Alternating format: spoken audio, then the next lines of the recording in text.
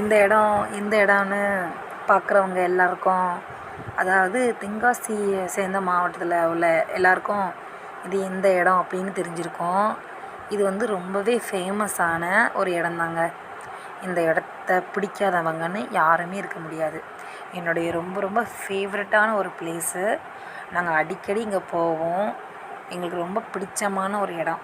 ரொம்ப நேரம் நின்று ரசித்து பார்க்கக்கூடிய ஒரு இடம். இந்த இடம் இந்த இடம் எந்த இடம் அப்படின்ட்டு கமெண்டில் சொல்லுங்கள். நீங்கள் இங்கே போயிருக்கீங்களா இல்லையான்னு எனக்கு சொல்லுங்கள். நான் போனப்போ வந்து ரொம்ப கிளைமேட் ஈவினிங் டைம்.